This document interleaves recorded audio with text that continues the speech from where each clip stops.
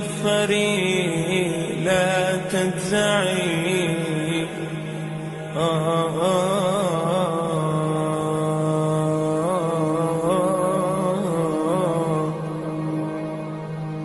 يا نفس إن لم تظفري لا تجزعي وإلى موائد جود مولاك ارعي يا نفس إن لم تظفري لا تجزعي.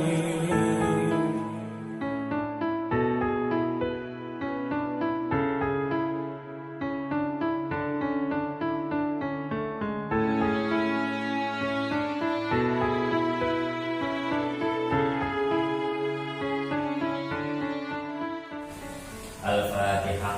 A'udzubillahi minasyaitonir rajim. Bismillahirrahmanirrahim. Alhamdulillahirabbil alamin arrahmanir rahim maliki yaumiddin.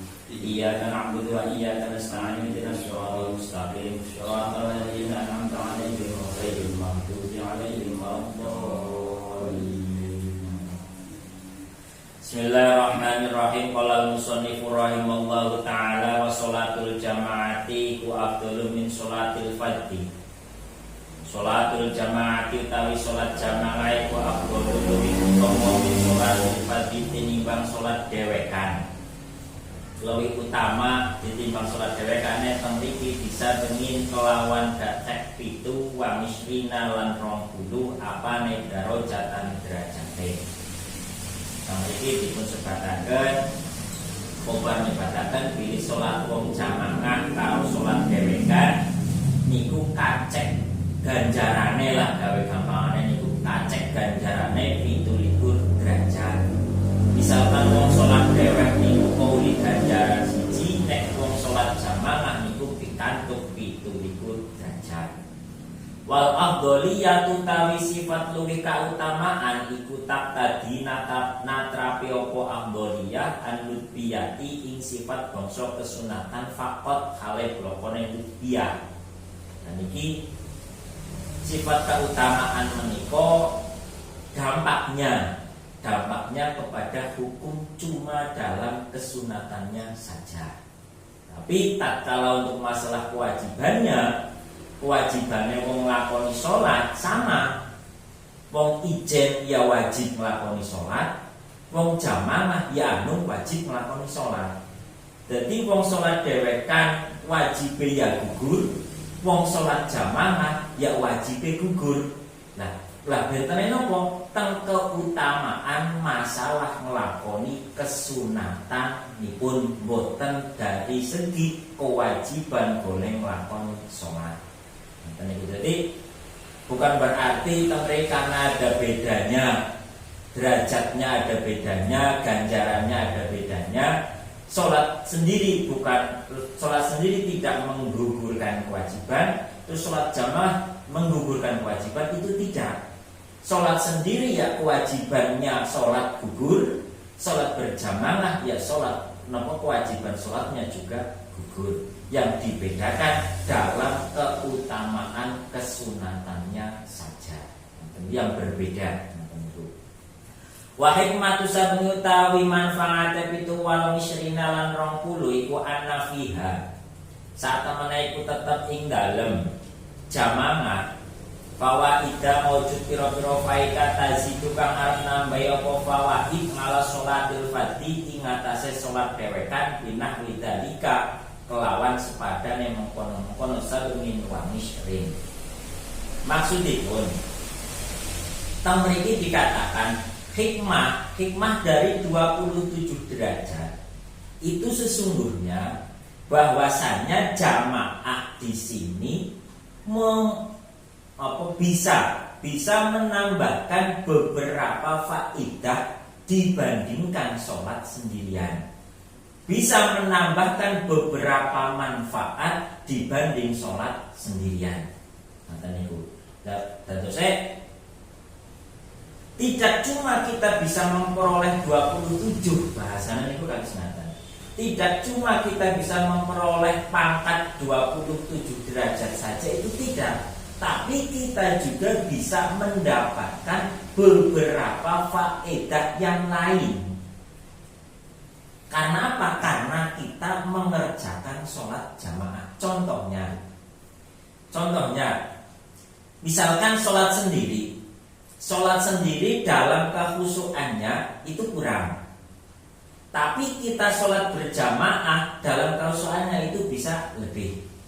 Kalau kita tidak membahas masalah kekhusyuan, masalah kegiatan, golek nglakoni sholat.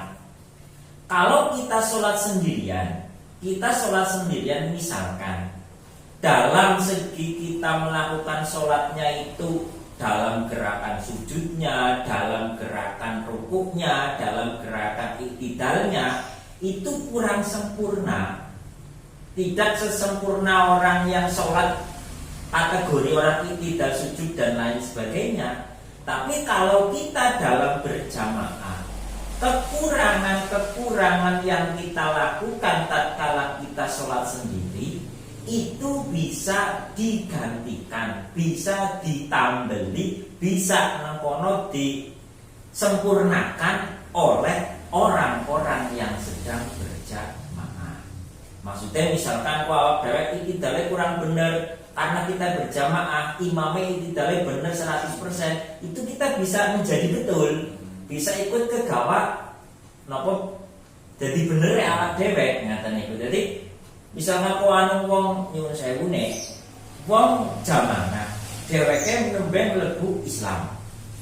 Terus napa niki kagem contoh gampangan mawon nggih pemahaman kula panjenengan sedaya. Nembe mlebu Islam kan wong salat niku wau kudu maca surat Fatihah. Lah tatkala memang dia belum bisa membaca surat Fatihah, kan otomatis di situ kalau dalam pelajaran pembahasan masalah arkanus salat di situ boleh membaca selain daripada Fatihah. Nah niku nek pancen dheweke memang betul-betul mboten saged maos Fatihah. Nah niku. Lah tapi tatkala dia kok ikut jamaah walaupun dia belum bisa membaca Fatihah, hukumnya dia sama halnya orang yang bisa membaca Fatihah. Itu diantaranya faidah yang kita peroleh dari kita melakukan sholat berjamaah. Jadi bahasanya seumpamane kita awak dewek memiliki kok dereng saged nglampahi secara betul sebetul-betulnya, karena kita kok ikut berjamaah itu kita bisa digolongkan orang yang bisa sudah sempurna. Di antara lainnya faedah yang kita bisa peroleh selain samengin muslim itu seperti itu. Lah rasakan ini. Wa jalan kejaba bil adai kelawan salat ada apa al qada salat qada. Nangam yo bener jerene wa bil ada. Ini tafaqat lamun cocok apa maqdiyatul imami. Salat kang den kodoni imam wal makmumi lan makmum ya sunat. Mongko den sunataken apa al jamaatul jamaah. Wa ilalan lamun ora ittafaqat fa ilaful aula mongko tawi jamaah iku makna napa nulayani kautamaan. Kaada ing kaya dene salat ada khalfa qada ing dalem burine salat qada. Wa maksi lan sakwalise lan sakwalike ada khalfa qada berarti qada khalfa wa fardun lan sholat fardu khalfa naflin ing darem burine wong sing lakoni sholat sunat wa maksihi. Wa tarawih lan sholat tarawih khalfa witrin ing dalem burine sholat witir wa maksihi lan sakwalike khol tarawih khalfa witrin. Wa bil maktubi lan kelawan sholat maktubah apa al mamduratu sholat kang den nadari wa nafilatu lan sholat sunat. Yo fala tusanu mongkora dan sunatakan filima ing dalem karone mamduro wan nafilah opo al jamaatu jamaah yo wala tukrahu lan ora den makruhaken opo jamaah. Ora disunataken tapi mboten dipun makruhaken, intine diangsal keteranganipun. Dikecualikan dari sholat ada opo al qada sholat qada nangam yo bener jane kharaja bil ada opo al qada. Maksudipun Dikecualikan dari kita sholat sendiri. Sholat adzan itu sholat sendiri yang sholat pada waktunya. Misalkan awak dewek mungkin kok sholat maghrib, ya sholat maghrib sing waktu mungkin. Mboten sholat maghrib sing anu kodho wingi anu mboten sholat maghrib itu mboten. Itu dikecualikan dengan ada itu sholat kodho. Dikecualikan dalam segi apanya? Dalam bahasa kita jamaah memperoleh faidah yang kita peroleh. Maksudipun misalkan jamaah sholat ada karo jamaah sholat kodho itu berbeda hukumnya. Hukumnya apa? Hukum dalam segi keutamaan faedah yang diperoleh. Maksudipun harus ngaten. Misalkan panjenengan sakeluargi mungkin maghrib sholat jamaah di sholat maghrib mungkin. Ngaten itu berbeda dengan fadilah wong jamaah. Panjenengan mungkin sholat maghrib berjamaah tapi kanggo modho di sholat maghrib wingi. Ngaten itu berbeda faedahnya. Maksudnya tidak bisa membandingi antara sholat kodok dan sholat nopo jenengan sholat adat, walaupun itu sama-sama dikerjakan secara berjamaah dalam segi nopo, segi faedah, segi keutamaannya sholat berjamaah.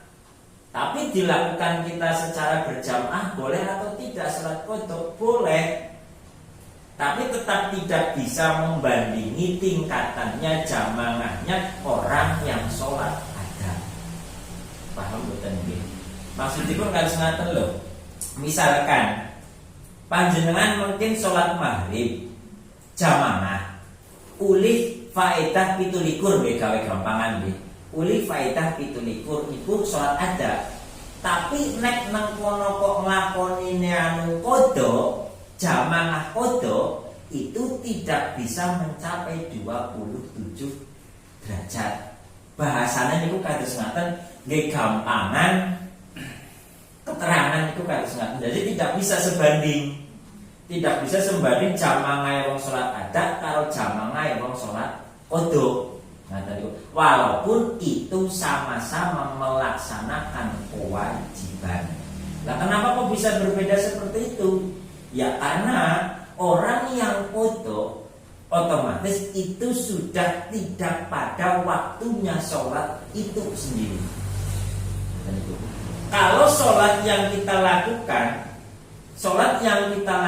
pas sholat ada itu betul pada waktu itu. Tapi misalkan kok sholat qodho, yang dikodone itu cuma sholatnya saja, tapi waktunya itu tidak bisa diputar balikan sama seperti waktu yang kemarin kita tinggalkan. Bahasanya tentang mereka kita tidak akan mungkin bisa kembali kepada masa lalu waktu yang sama. Misalkan sami-sami tengok dal maghrib, itu maghrib nanti mungkin dalu setu, ya tidak bisa menggantikan maghribnya malam Jumat kemarin. Sholatnya bisa dikodoni, mau maghrib ya sholat maghrib, telung rakaat ya telung rakaat. Tapi waktunya maghrib malam Jumat dan waktunya maghrib malam Sabtu, itu malam Sabtu tidak bisa mengkodoni mengulang maghribnya malam Jumat. Nah itu karena seperti itu berdampak dengan faidah dari orang berjamaah sholat qodho. Walaupun di situ tatkala itu orang melaksanakan sholat ada, sholat yang dilakukan pada waktunya ya kewajibannya gugur. Sholat qodho sing mau ndek utang itu kan nyarutang utang. Kotak kalau sudah dikodoni ya utangnya sah, sama kewajibannya ya juga sudah gugur. Tapi kewajibannya melaksanakan sholat. Tapi bagi orang tersebut itu tetap tidak bisa mengulang waktu yang telah dia tinggalkan. Cuma bisa nyarutang sholat, tapi orang bisa nyarutang waktune. Nah, dengan adanya perbedaan seperti itu, ya otomatis Otomatis di situ dari faedah jamaahnya pun itu nanti akan berbeda. Kayak dene pengertian wonten ing setunggalipun makalah ingkang nyebataken wong sing sering salat qodho karo wong sing salat ada itu nanti tetap akan berbeda dengan hikmah yang dia peroleh.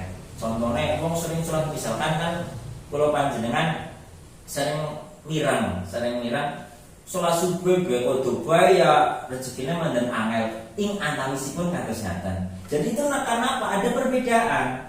Perbedaannya apa? Dia bisa ngodoni, bisa nyarutang, bisa membayar utang sholatnya, tapi dia hakikatnya tidak bisa nyarutang waktune. Waktune nopo? Waktu yang telah dia tinggalkan, karena tidak mungkin waktu yang telah berlalu itu akan bisa kembali kepada kita. Nah, karena seperti itu otomatis akan berdampak dengan keutamaan, dengan fadilah, ganjaran wong sing nglakoni salat adat karo qodho, jamaah adat karo jamaah qodho ya otomatis akan berbeda. Itu pramila tatkala kita sudah memang mengetahui hal yang seperti itu, ya diusahakan jamaahnya ya tetap jamaah salat adat. Jangan sampai jamaah orang apa sing penting kan tulis faidah pada uli fadilah, pada uli keutamaan. Sik ora serta apa ngasih kodone jamaah kan ora apa-apa pada jamaah. Itu ya tetap kita tidak boleh seperti itu. Karena apa? Kita sudah bisa membandingkan mana yang baik dan mana yang lebih baik. Kalau umumnya manusia ada perkara baik, ada perkara yang lebih baik, kan otomatis milih perkara yang jelek, gitu kan? Ya betul mungkin. Ada perkara apik karo perkara elek kok milih sing elek, ketone ora mungkin nek tiyang sing normal. Ya otomatis milih tetep perkara sing luwih apik. Wong cara bahasane mungkin ibune nyun sewu nek contoh tuku gorengan, ngene Mbak April, ngene iku nggih. Tempene gede kalau cilik dipandung tok ora dimek-mek mboten. Wah ketone iki sing gede lho ya. Nah, kita pilih sing gede pada tempene. Tempene pada matang cuma bedanya lebih besar ya tetap pilih yang lebih besar. Itu logikanya saja. Lah kalau untuk kaitan karo masalah ibadah mang pangeran, ana ibadah sing apik, ana carane ibadah sing luwih apik, nggih monggo. Kula panjenengan milih perkara ingkang langkung sae. Ben napa nggih terus nanti tetap akan dampak kepada napa keseharian kula panjenengan, berkah uripe kula panjenengan itu pasti akan berdampak. Nah, mboten saged kula panjenengan sedaya berkah sing kados napa sih? Itu nanti kita akan rasakan sendiri. Kehidupan orang tersebut itu berkah dan tidaknya orang lain itu tidak mungkin akan bisa menilai secara betul dan betul-betulnya pongkai berkah napa mboten. Yang bisa merasakan, sing bisa ngarani ke uripku berkah napa mboten dipiyambak. Ing contone antawisipun urip ora usah kemrungsung bae, nyun sewu nek itu antawisipun ciri mungkin orang itu kehidupannya perlu dibenahi lagi. Mungkin dalam segi ibadah, mungkin dalam segi cara mencari rezekinya, itu bagaimana? Itu mungkin perlu dibenahi lagi. Tapi kalau memang di situ kita sudah merasa tentram dan sebagainya, oh itu kita mungkin sudah betul, tapi ya juga kita tidak boleh merasa aku berarti kewis berkah, kewis benar. Ya tidak boleh seperti itu juga. Itu nanti akan menimbulkan sifat riya sombongnya kula panjenengan sing dadosaken di kepingingannya itu malah dadosaken mboten sae. Perkara pikir kados nopo tatkala kita menyombongkan hal baik tersebut itu malah akan menjadi perkara yang jelek bagi kita. Contohnya saya contohkan misalkan apa jenengane ki aku masa pembangunan langgar misalkan aku sedekah paling gede nyong gawe kaya iki. Itu bagus, perkara bagus dan dia juga paling besar menopang pembangunan di musola. Tapi karena dia itu sifat riyanya muncul, karo wong sing sedekah 5.000 rupiah, jariah 5.000 rupiah, tapi dia lillahi ta'ala betul tidak kepengen ketahui oleh orang lain, itu malah akan lebih baik yang 5.000 daripada yang 5 juta. Aku pesel dapat 5 juta kayak dari untuk gua dia ngomong kata itu jelas akan berbeda. Secara logikanya api 5 juta kalau 5.000 kan api sini 5 juta. Ya tinggal 5 juta wis api ditata tatkala pemasukan ria ya otomatis jadi kalah karo sing 5.000 cilik kudu 5.000 gede. Maksudnya cara bahasanya kan 5 juta yang ngomong 5.000 boten ya 5 juta 5 juta 5.000 ya 5.000 rupiah itu akan bisa malah akan 5 juta tatkala di situ ada unsur keriaannya. Terus di monggo kita harus saling mengoreksi awak dewe, mengoreksi diri kita masing-masing. Jangan sampai kita kok di situ mempunyai sifat yang seperti itu. Lagi ugi yo ngamal ibadah kula saged dipun tampi teng pangeran lan saged andadosaken bekale kula panjenengan sedaya benjang madhep wonten ing pangeran. Amin Allahumma amin. Mekaten panjenengan kula panjenengan